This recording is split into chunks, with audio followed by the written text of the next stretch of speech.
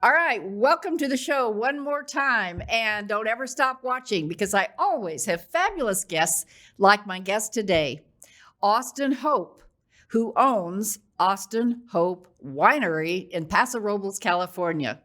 What's so exciting about him being on the show, besides, I only have authentic leaders, but on top of that, his wine won last year's American Winery of the Year. So stay tuned. Welcome to our podcast, Doing It Right. This podcast reveals authentic stories from successful leaders doing it right. It's about their journey to become a leader, their choices, motivations, and lessons. In essence, how they built successful personal brands. Your host is Valerie Sokolosky, author of 8 leadership books and nationally known as an authority on executive presence and personal branding. Let's get started. Here's Valerie. Well, you know what this show is all about. And many of you don't know, but I've owned a leadership development firm for 25 plus years. And you know what I love? I love working with leaders in companies to stay authentic and to build their brand and to show up with presence. That's what I do. That's all you need to know about me. Let's get into the show. I want to introduce to you Austin Hope of Austin Hope Winery. Welcome, welcome, welcome. Oh, thank you so much. Excited to be on the show. Well, I have to start by asking about those 2 pictures. What are they?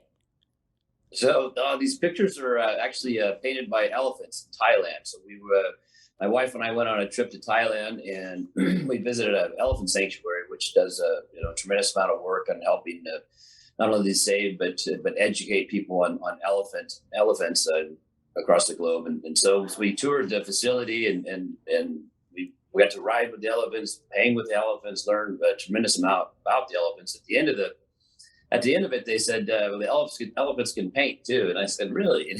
I said, come on.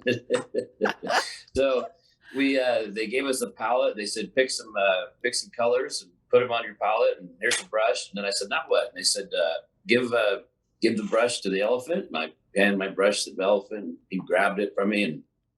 And then he said, point to a color you want. And I pointed to the color I wanted.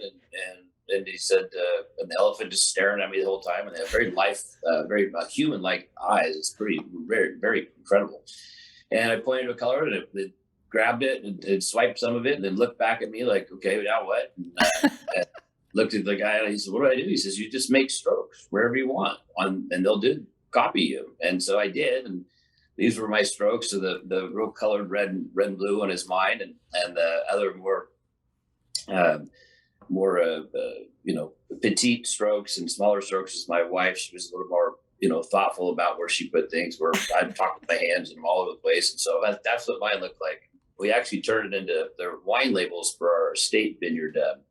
The one on the right is, or my wife's is a Grenache, and the other one is our estate Syrah.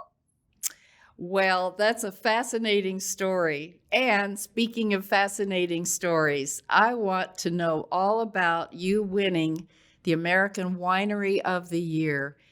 Tell us what that experience was like.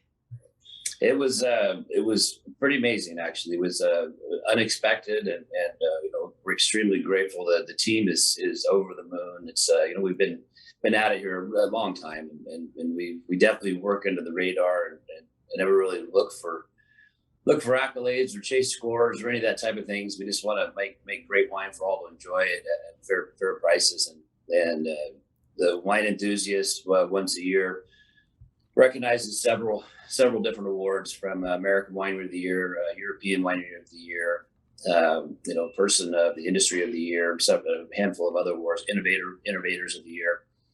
And it's a worldwide publication, and it's pretty amazing. They obviously they're critics for wines across the world. They do their top 100 wines of the year. We've been on that a couple of times, lucky enough, and they called and they said, we've been watching you and watching your business, and they have access to IRI data and Nielsen data, and they talk to distributors, and they watch the marketplace and see what's going on in the market, and they said, we think we want to put you as a in the mix for being the American Winery of the Year. And so we went up against a handful of the wineries, and then a few weeks later they called and said, you've been selected, and it's quite a process, and they went through it all and pretty detailed, and then gave us a reason why they chose us.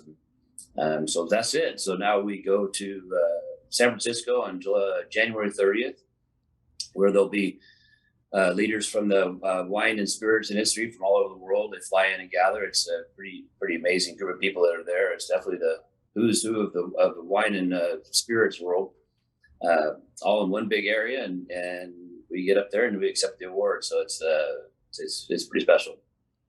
And well deserved. My husband and I thoroughly enjoy your wines, as you know. Yeah. You know, one more thing about that experience, Austin, that you shared. And by the way, the woman that did all the coordinating with me to get you on the show, Letty, who works for you, said that when I asked, what's he like, the first thing she said was generous. And tell us about the people that you brought in tuxedos to receive the award with you.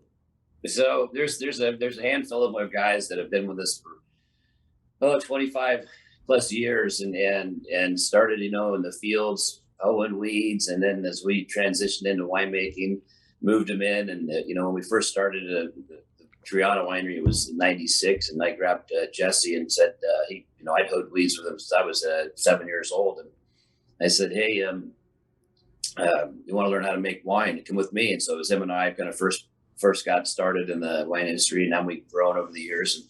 But there was about 7 core men that had been in, like I said, working in fields and their whole lives. And we brought them in, and now they're highly trained, skilled winemakers and work for us. So and this is not something they do. So I chose them along with some other people to come and sit at our table, and so they'll go up on stage with me and accept the award. And they've never been to a black tie event or something of this level, and so we rented them tuxedos, and they're all excited. And they're going to go up there, and we're going to accept the award. I'm taking them with me. That's pretty special. I'll bet that is a memory in their lives and their families' lives forevermore that you gave them. Very cool. Very cool. Yeah. I'm just visualizing as you said it, and I can just kind of see them walking up there with you in tuxedos, Austin. Yeah, pretty exciting. Having researched your story, I'd love for you to tell us about your first days. You were age 22, is that correct, when you took over the winery? Mm-hmm. Yep. I'd love for you to tell us just, how did you feel those few first days, and what was the event that gave you this impetus to take over the family winery? Well, I'd grown up in the vineyards, and my folks, they came here in 1978 and started planting wine grapes, my mom and dad. And we did that for a long period of time, grew wine grapes and sold them. They, went to other places. And we dabbled around in the mid 80s and had a small little tasting room, but we really weren't in the wine business per se at that point. But then when we got together with Chuck Wagner and created the Triana brand and took over the Liberty School label, and all this was kind of happening. And my uncle, my dad's brother, was in the really kind of part of the wine side of it. And he was going to run the business, and I would slowly work into it. I was just getting out of college and had just moved back from working for Chuck Wagner in Napa Valley. And then my uncle tragically died. And so it was basically, my father came to me and said, this, I'm not going to do this. Can you do this? And Chuck Wagner said, can you handle this? And luckily I was young and dumb, and I'm like, yeah, hey, how hard could it be? So, so I jumped in at 22. And like I mentioned earlier, grabbed Jesse from the fields and said, come on, you're going to learn to make wine. And we hired a salesperson. So we were 3 people in 96, and we just put our heads down and went. So it was pretty terrifying, quite honestly. I mean, it was scary, right? You don't know what the hell you're doing, and think we know what I'm doing. But we had good mentors and good people behind us. And that pushed us to be great. And, we've had our ups and downs, but here we are today. We're, about 100 people, and we're in every state, and we're in 30 countries. So it's been a long road, but it's been very gratifying. What a story. What a story. And I ask all my guests some lessons learned, top takeaways. And one of them that relates to this, Austin, is you said, just be authentic. Talk to us about that. So here you are, 22. Yes, you grew up in the winery, but still, I mean, what was your first sense that, okay, I can do this? Luckily I was born with pretty good confidence. So even if I didn't know what I was doing, I would just pretend I knew what I was doing. So we hit the road. I mean, not only were we making wines, but it was also, we needed to sell it. So I was on the road for probably 2.5 to 3 weeks for the majority of my career, traveling the country and talking to distributors and consumers and restaurants, retailers, and telling the story and trying to get them to believe in us. And it's funny because, after we've had some success here, it's talking to some of the distributors, they reflect on it, because now we've become a very important part of a handful of distributors' business. And we were in Dallas a few weeks ago and was meeting with some of the heads of RNDC, and they were like, well, you brought us this party. You've been yelling at us for 20 plus years on how great Paso is. And here you are. And here we are. We're all together, and Paso is doing wonderful. And you're the top supplier, one of the top suppliers for us. But I was tenacious. I never gave up. I just kept pushing and grinding, and I never looked back. Right. So, I mean, it's actually funny because back then I lied about my age, and because I was so young, and I'm meeting with, heads of distributorships, and I'm telling them they got to sell Paso wines and sell our wines and why we're great, and on and on and on. And they just, a couple times they'd ask and they'd say, how old are you? And I'd say, I'm 35. I'd be 45. So I mean, even one of them made a comment the other day. Said, "Well, you sure have aged well. You should be about 70 by now." That's funny. Tell us about your family. Who's involved in it, and what are they all about? Well, my mom and dad have obviously they were patriarchs of the business, and they helped gave us the opportunity and opened the window for us to grow a wine business. And they've always been great mentors. They not necessarily were involved in the growing of this particular winery, but they've always been there and always pushed and been supportive and gave great advice and life lessons and encouraged in times of ups and downs. Our daughters are 20 and 17, and one's in Bozeman, goes to school there, and the other one is a senior. So in both of them, the last few years, have started working at our tasting cellar. One of them, the youngest, Avery, she'd worked actually in the winery one summer and learned a little bit about production, and then followed her sister's steps and went over to the tasting cellar and learned hospitality. And she was a bar back there. And Ainsley came back last summer, and she was promoted up to be a host. And so they're learning the business. They both are showing signs that they would like to be in the business. So, I mean, parents hope and dream, and hopefully they come back, and that's what they're going to do. So we're hopeful they'll be back into the business. And that would be special. So if I go to the tasting room, let's talk about business etiquette. Professionalism in the workplace is my specialty. And the word etiquette still is very valid and relevant. So I'm just thinking about when I walked into your tasting room when I was there last couple of years ago, Austin, and I pay special attention to things other people maybe wouldn't, like, well, how am I greeted by the people behind the bar area? And do they smile? You can pass this on, by the way. But, I've got a little bit extra tune there, which they all did great, by the way.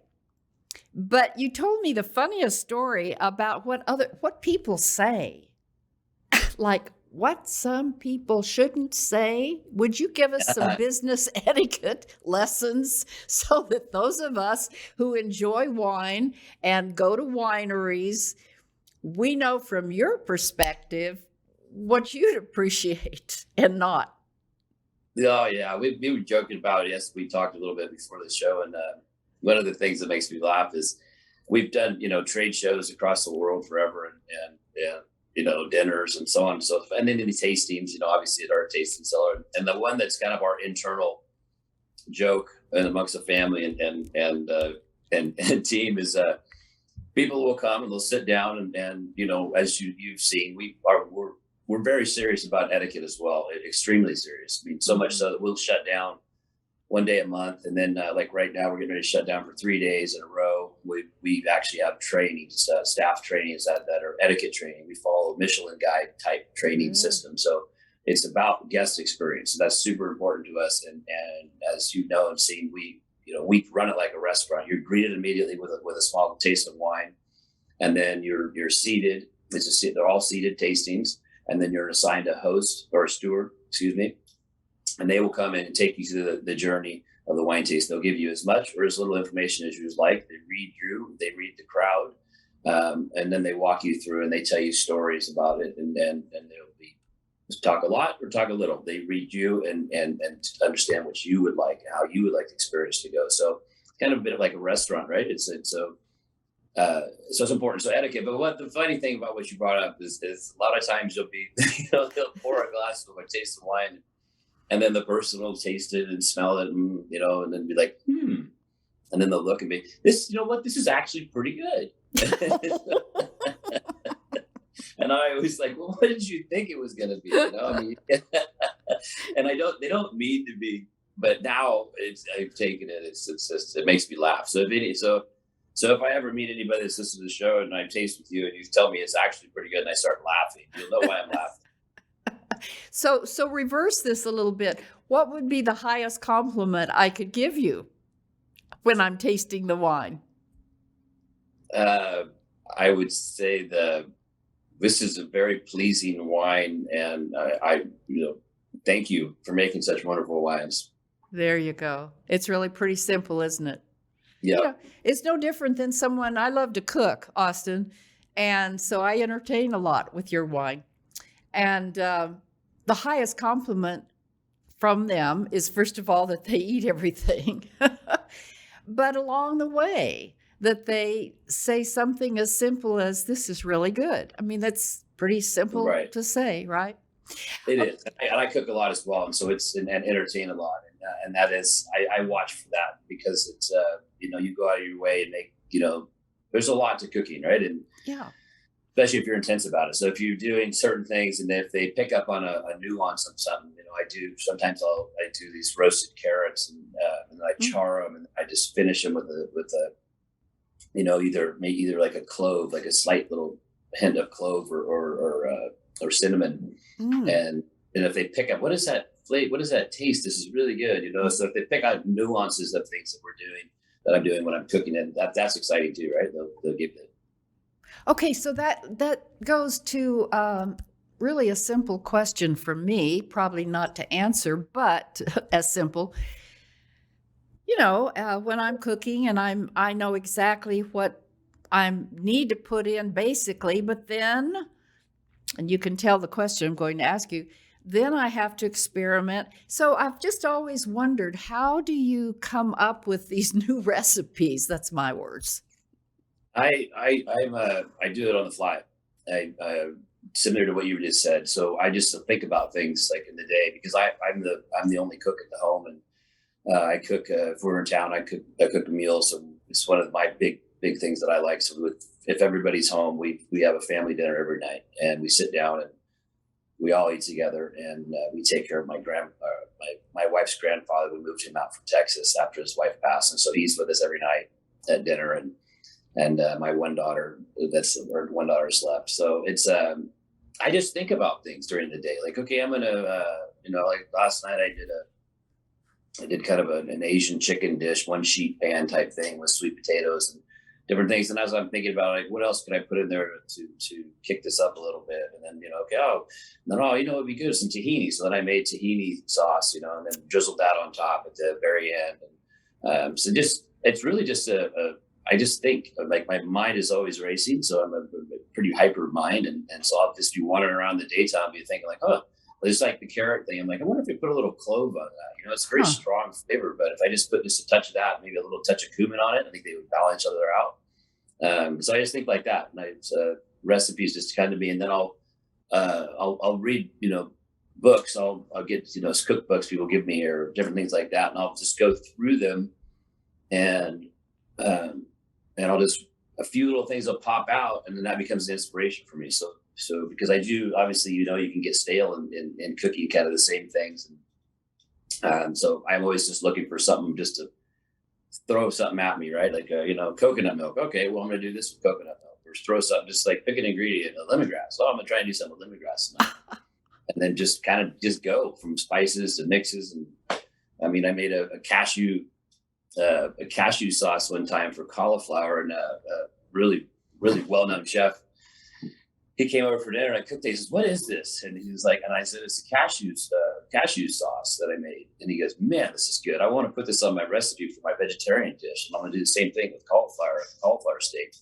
He's like, "Can you give me the how you made it?" And I'm like, "That's a really good question." And I said, let me think about it. So it took me about a week, and I started thinking about it. I'm like, what did I put in there?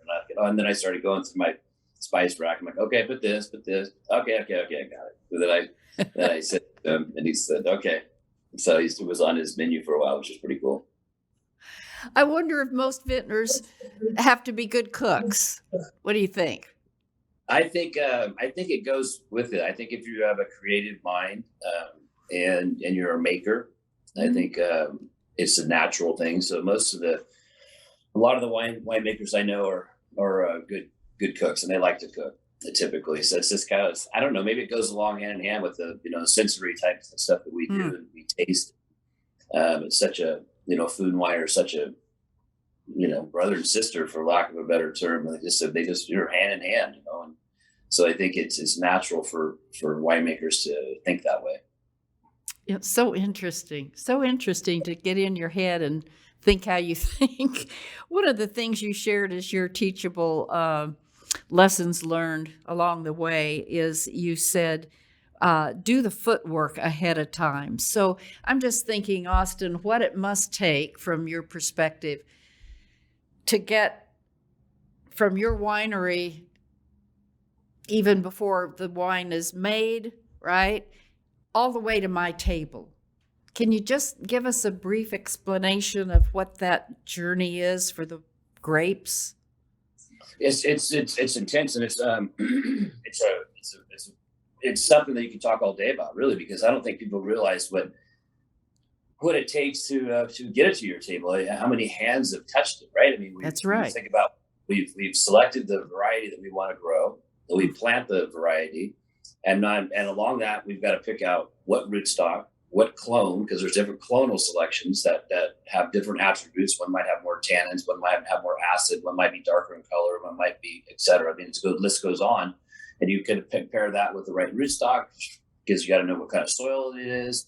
So they all will act differently when you plant them. So then we plant them, then we nurture them, and everybody, how many people have touched those vines for 3 years at least, and then we get our first harvest. Then a bunch more people will touch them when we harvest them. Then we make a decision on how we're going to ferment the grapes. There's multiple things we can do during fermentation, and then it goes from there. Then it goes to a barrel, and then it sits around for 2 years. And then another team comes in and we assemble blends, make decisions on blending. And then while that's going on, we're working in marketing. Like, okay, where's this wine going to go? What are our target accounts? We assemble marketing plans, and then we have launch dates. So we talk to our distributors, and then we go past that. Then we talk to our retailers, and then we have a target restaurant list, and then we start assigning these things where every case of wine should be going, even before we've bottled the wine. And then we bottle the wine after we've made labels and ordered glass, corks, made all these decisions, right? From what the color of the capsule is, what type of cork it is, what's the label look like? Is the label, why is it a white wine? Do we coat it so the label, if it's stuck in an ice bucket, the label doesn't fall off? We make the boxes. There's so much moving parts, right? Yeah. And then we bottle the wine, and bottling the wine is extremely intense because everything's got to be perfect, because if we get any bacteria in there, then it can start growing down the road, and then the bottle turns bad. And then we got to take it to market, right? And then we got to have a go-to-market strategy, which we've been developing for a year, typically. Like, we've got 2 new SKUs we're going to release this year that we've been planning basically for 2 years. Mm-hmm. And we've got them teed up. All the team is educated on them. We've got all the point of sale material. We've got the marketing calendars of where it's going, when it's going to get into a supermarket, will there be an activation around it, so on and so forth. So it really goes for a long ways. And then finally, to get to the shelf, and then we got to hope that everything we've done right, and we've been given a fair position on that shelf, so you see it, mm-hmm. Then we got to hope you pull it off the shelf. And then from that point, we've got to hope that we made the right decision and we made the right wine, the wine tastes right and priced it right, for you to come back and buy another bottle of wine. Wow. That makes me really tired. You would have to be hyper to do what you do, I think. Yeah, you sure do. And I'll just leave it with this. You'd have to, and weigh in on this, you'd have to love it. Because, yeah. I mean, there's then the farmer aspect. Getting your hands dirty. I bring that up, and I don't want to leave without saying this to you. I've heard people who say, oh, I think I'm going to go out and start a winery. And they usually say that because they know a lot about it. But I often wonder from some, are you going to dig in the dirt and get your hands dirty, or are you just going to hire people to do that? What would you say? Well, it's a fair question, because I've had probably, I don't even know how many. So many people have come to me because we've been here for so long that are just getting started in business, and some of them that we've helped have had success, and there's been a few that didn't listen, and I told them that they weren't prepared for something like this. They didn't understand it, and they failed. And then we've got one in particular that came and said, I really wish I would have listened to you and not gotten the wine business, just stayed being a farmer. And I'm remorseful that I didn't take your advice. But some of them, they do. I mean, we walk them through. I mean, if they're serious and sincere, I'll always give them a time and talk to them, because there's one thing that I love more than anything is I love the region, Paso. So, and our whole team speaks this way, and it's Paso first, and then it's our brands. Oh. So we speak Paso. I mean, my goal in life is to have Paso be a global name, and just as Napa is today, you could go anywhere in the world and say Napa and ask them what that is, and they would tell you it's a wine, and they may not know where the hell it is, but they know it's wine.